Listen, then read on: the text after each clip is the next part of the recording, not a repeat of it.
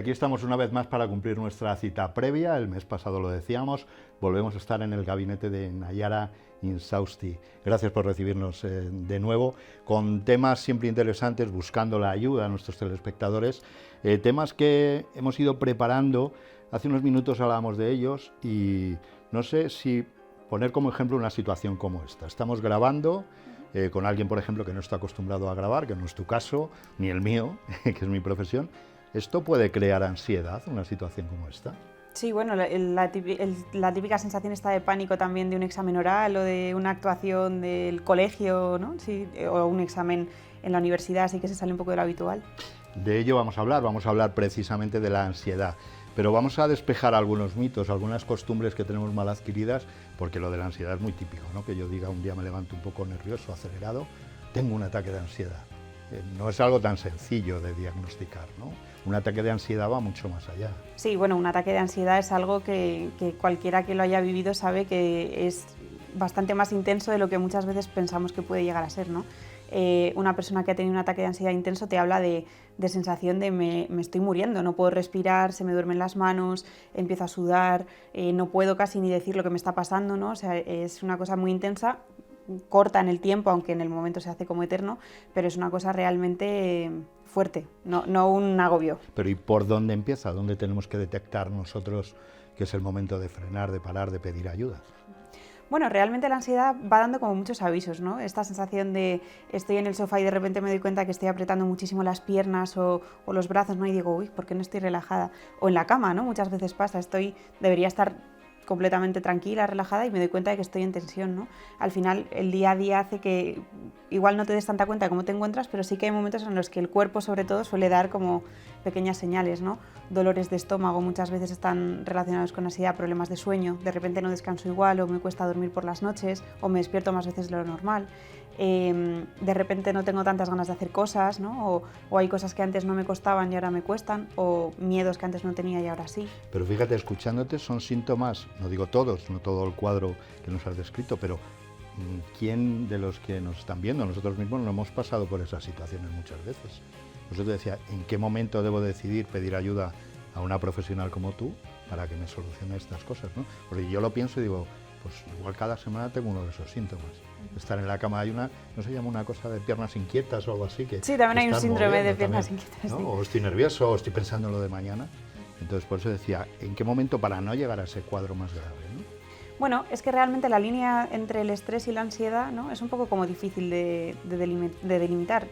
Un estrés elevado y sostenido en el tiempo puede encaminar a la ansiedad, ¿no? Realmente yo creo que el momento de pedir ayuda es cuando pasa de ser una cosa puntual que pasa un día cada no sé cuánto tiempo a ser algo frecuente y que de alguna manera interfiere en tu vida, ¿no? Ya no descanso bien o mi estado de ánimo no es el mismo y estoy irritable y eso me produce problemas con mis relaciones personales, ¿no? Por ejemplo. O sea que al final desencadena problemas mucho más graves, partiendo de esa situación. Hay un tratamiento, entiendo, pero antes tiene que haber ese diagnóstico por vuestra parte, ¿no? Sí, además, bueno, realmente dentro de la ansiedad hay como distintos niveles, ¿no? Puede ser que estés en un cuadro de ansiedad puntual con algunas cosas y luego está lo que llamamos trastorno de ansiedad generalizada, que ya es cuando eso se ha cronificado un poco más y se ha expandido, ¿no? Y a lo mejor una persona pues que empieza a tener miedos que antes no tenía y como que la ansiedad va ganando terreno, ¿no? Pues de repente miedo a conducir o miedo a ir solo a algunos sitios, miedo a estar con mucha gente o estar en espacios cerrados concurridos, ¿no? O sea, realmente hay como distintos niveles. Lo ideal, pedir ayuda antes de que eso llegue, ¿no? Cuando yo ya me noto que no estoy bien, adelantarme y decir, bueno, pues voy a ver qué puede estar pasando y voy a aprender a manejar eso, porque luego también, claro, hay personas que por personalidad son más tendentes a lo mejor a tener ansiedad, ¿no? Pues aprender a manejar eso y evitar que eso suponga un problema mayor. En situaciones como esas, el paciente os dice que se siente incomprendido, es decir, por quienes tiene más cerca alrededor, ¿no? Que a veces igual tendemos a decir, algún amigo te dice, o tu pareja, o pues me pasa esto que dices tú, tengo un dolor de estómago, y tiendes a decir, pues esos son los nervios que se te han agarrado al estómago, estate tranquilo, pero claro, no se soluciona tan fácil, ¿no? No, y además la persona que tiene ansiedad realmente solo vive como una cosa muy incapacitante, o sea que al final, por ejemplo, no, bueno, relájate, ya es lo que quiero conseguir, pero mi cuerpo no me lo permite, ¿no? Mi cuerpo y mi mente están en otra cosa como muy intensa y es muy difícil. Entonces, realmente esos comentarios a veces bien intencionados también alimentan un poco el problema, ¿no? Porque la persona se siente como, oye, es que no es tan sencillo como eso, ¿no? Ponías tú un ejemplo al principio cuando yo decía una situación como esta, una grabación de televisión, un directo de televisión que siempre te proporciona esos nervios, aunque sean pocos. Los exámenes, citabas tú, ponías ese ejemplo, es una situación que también podemos admitir cuando uno está nervioso por el examen. Es normal, tienes un examen, pero seguro que hay herramientas para acabar con eso, ¿no? Sí, claro. O para dominarlo de alguna manera. Sí, realmente, por ejemplo, todo lo que tenga que ver con técnicas de relajación, de respiración, ¿no? Aprender a respirar con el diafragma adecuadamente y que eso sea una herramienta para ti, ayuda. O visualizaciones, ¿no? O sea, hay muchas técnicas que te pueden servir para, en cualquier momento que te tengas que enfrentar a algo más estresante en tu vida, pues enfrentarlo con más herramientas realmente, ¿no? Como con más tranquilidad. Sí. Decías respirar, no sabemos respirar. La mayoría de los casos. Sí, no, respiramos como muy superficialmente para lo que realmente podríamos, ¿no? Tenemos todo un sistema respiratorio que infrautilizamos claramente. Y si respirar prestando atención a nuestra respiración es la mayor herramienta que tenemos contra la ansiedad. Además, la respiración la llevamos siempre con nosotros, así que... Qué bueno pensar, estoy imaginando esa conexión, ¿no? Hablamos de la mente, pero a la vez de los pulmones, la forma de asimilar el aire, parece una cosa tan sencilla y que puede provocar esos problemas, ¿no? O darnos esa solución. Efectivamente, sí. Y de hecho una de las cosas que se altera cuando hay un ataque de ansiedad es la respiración. Las personas hiperventilan porque respiran muy superficialmente, como demasiado seguido, ¿no? Y hay que cortar eso y respirar más profundo y más... Pues vamos a avanzar un poco ya. Imaginamos que hemos diagnosticado esos ataques de ansiedad frecuentes o de pánico, ¿no? Decías. ¿Cómo se empieza una terapia? Ya no digo en los casos más graves, pero en los casos más comunes. Bueno, lo primero es detectar qué te está generando esa ansiedad. Parece obvio, pero muchas veces no es tan sencillo, ¿no? Hay un motivo siempre. Se descubre un motivo siempre. Casi siempre hay algo que te tiene ahí preocupado, que a lo mejor o bien tú no le estás queriendo dar importancia y inconscientemente sí que la está teniendo, o bueno, o tienes hoy en día muchos frentes abiertos y a lo mejor crees que estás manejando todos, pero te está produciendo un pequeño problema, ¿no? Pues ver cómo, lo primero, qué situaciones son las que están generando eso y ver cómo enfrentarlas, ¿no? De otra manera. Y priorizar quizá, porque estoy pensando, imagínate que es el trabajo el que te da el problema, o tu familia, o en la universidad. Claro, pero es algo que tienes que afrontar, que tienes que ir, no puedes abandonarlo, ¿no? No se trata de eliminar la causa, ¿qué haces? Sí, yo muchas veces a mis pacientes lo que les digo es que ante cosas que no puedes cambiar, lo que hay que cambiar es tu actitud frente a eso, ¿no? La manera en la que te lo tomas. Y cambiando eso, pues aunque no puedas cambiar el evento en sí mismo, la relevancia que va a tener va a ser diferente.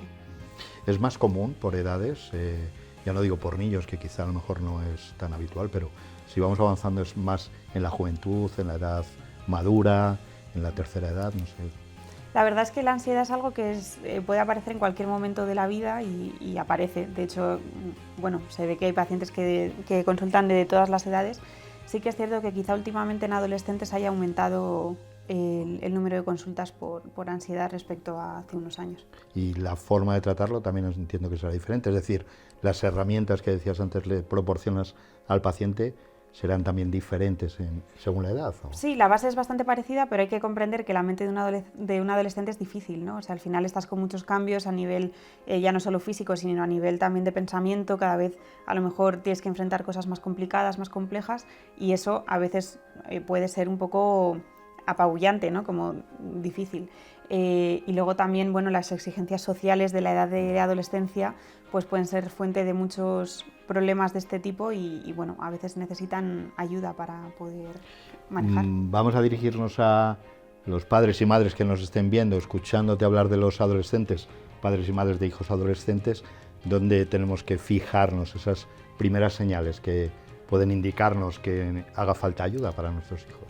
Bueno, si por ejemplo hay un cambio en el carácter o en el humor brusco en adolescentes, siempre es motivo de poder consultar, ¿no? Porque puede haber varias cosas detrás de eso. Y si yo veo que, por ejemplo, mi hijo ya no es que se ponga nervioso antes de los exámenes, sino que no sale de casa, que tiene síntomas digestivos en días previos, me manifiesta que necesita ayuda para manejarlo, pues, ¿no? Y sobre todo yo diría que cada vez más, yo creo que también por la visibilización que hay en las redes sociales, los adolescentes son capaces de verbalizar y pedir esa ayuda a los padres, ¿no? Y yo diría que aunque el padre pueda pensar en el momento o la madre que, bueno, igual la situación no es para tanto, si un adolescente pide ir a un psicólogo, normalmente hay que atender y escuchar eso, ¿no? Porque a veces lo que te pueden mostrar es muy pequeño frente a lo que les está pasando y necesitan ir con alguien que les ayude a ordenar todo eso que tienen, ¿no? Esa complejidad. Y eso que dices, suele ser muy común que los padres intentemos quitarle hierro, importancia, más con los adolescentes, ¿no? Que decimos, bueno, ya se te pasará o no te preocupes que no es para tanto, con la buena intención, ¿no? Digo, pero... Sí, a veces pasa, y luego también que los adolescentes no suelen ser especialmente comunicativos con los padres, ¿no? Y a lo mejor de lo que están dejando ver a lo que hay, pues y realmente ir a un profesional y hablar de ello les resulta más fácil, ¿no? Pero sí, y también muchas veces para los padres pues es difícil pensar que su hijo pueda estar pasando una situación como para ir al psicólogo, no en el sentido de, jolín, como que quiera ayudar, ¿no? Y a veces es más fácil que el adolescente igual venga y no, a lo mejor no es una terapia prolongada, pero simplemente incluso tener las herramientas para poder comunicar a mis padres realmente qué me está pasando, ¿no? Establecer un tiempo, ahora que dices necesita una terapia no muy larga, no sé si se puede establecer un tiempo de llegar a una solución o de que el paciente aprenda a dominar esos ataques de pánico, ¿no? Dependerá de... Es muy difícil, sí, porque depende mucho de la persona, de la situación y de cómo vaya el propio curso de la terapia, ¿no? Pero bueno, sí que es cierto que hay casos que requieren una atención más larga y otras... Y a veces también lo que sucede es que vienes por un problema que a lo mejor se puede solucionar relativamente fácil, pero luego empiezas a ir a terapia y te vas dando cuenta de otras cosas que te apetece ir tratando y a lo mejor se extiende en el tiempo, ¿no? Depende. Qué difícil es vivir, ¿eh? Y crecer y madurar. Y en las personas ya adultas vamos a situarnos entre los, no sé, una persona, vamos a poner un ejemplo, que ya está sentada en su trabajo, con una familia más o menos encaminada a partir de los 40 años. Entiendo que esos ataques de pánico, de ansiedad también surgen. No sé si ante situaciones nuevas o... Bueno, y también a veces hay la culpabilidad de esa sensación de si todo está bien, ¿no? Estoy bien con el trabajo, tengo mi familia, ¿y por qué me pasa esto si mi vida está bien, ¿no? Bueno, pues porque a veces se acumulan cosas que a lo mejor han pasado en poco tiempo, muchas cosas, o bueno, o no estás tan bien con todo, o ¿no? O que tienes trabajo, pero igual no estás conforme con ciertas cosas de tu trabajo, o con tu pareja hay cosas que te gustaría que fueran de otra manera, ¿no? A veces no hace falta que sea que algo esté súper mal, sino que igual la situación en general pues está siendo difícil de manejar. Y si avanzamos mucho más, nos vamos a nuestros abuelos, o la experiencia de vida te hace entender mejor las cosas, sí. Ataques de ansiedad quizá menos frecuente, pero ansiedad sí, ¿por qué no? Y muchas veces además con este peso de si no has cambiado ahora, ¿cómo vas a cambiar con 80 años? ¿No? Claro. Bueno, pues igual no hace falta que cambie, pero si manejo mejor las cosas. Por tanto, y un poco a modo de conclusión, lo importante son las señales para llegar a un diagnóstico adecuado, estar pendientes sobre todo de los menores, ¿no? En este caso los adolescentes, pero de nosotros mismos. Y sobre todo, quiero que nos hagas esa reflexión, no autodiagnosticarnos, ¿no? Diferenciar cuándo es un mal día, como decíamos al principio, de cuándo de verdad hay que actuar. Sí, quizá utilizamos la palabra ansiedad un poco como a la ligera en algunas ocasiones, ¿no? Cuando el problema de ansiedad puede ser como más grave, pero sí, yo diría que siempre que tengas una sensación de que no estás bien, notas síntomas físicos que no son habituales en ti y te notas intranquilo, pues ¿por qué no pensar si eso está interfiriendo, pues de dónde puede venir y manejarlo de otra manera, ¿no? Manejamos conceptos de psicología muchas veces o de psiquiatría con demasiada soltura, es decir, déjame que hoy estoy depre, ¿no? Sí. Son cosas graves que a veces trivializamos. Sí, bueno, claro, se utiliza el término de una manera inadecuada quizá, ¿no? Yo uno de los casos más claros que veo es lo de eres bipolar, ¿no? Porque eso realmente las personas que sufren un trastorno bipolar, pues entiendo que no será muy agradable en según qué ocasiones pues banalizar, ¿no? Tú lo que eres es bipolar, ¿no? Pero bueno, sí, al final utilizamos de una manera como con mucho menos peso de lo que tienen muchas veces las palabras que tienen que ver con la salud mental. Pues vamos a darle importancia a la que lo tiene, a ponernos en manos de profesionales como Nayara. Muchas gracias, Nayara. Yo creo que hemos dado un repaso, hemos dado señales y puntos importantes para atender a lo que nuestra mente y también nuestro cuerpo nos pide. Nos emplazamos, si te parece, para el próximo mes, que seguro que hará más calor ya, estaremos en pleno mes de julio. Muchos de vacaciones, muchos pensando, y no creo que vayamos a hablar de ello, de la fatiga electoral, porque tenemos cita electoral, pero sobre todo en vacaciones. Nos centraremos en eso, así que nos emplazamos, volvemos aquí si nos lo permites, el próximo mes, y a ustedes ya saben, aquí en La 8 para hablar, bueno, de todo lo que se produce en nuestra cabeza, también en vacaciones. Hasta entonces, gracias. A vosotros.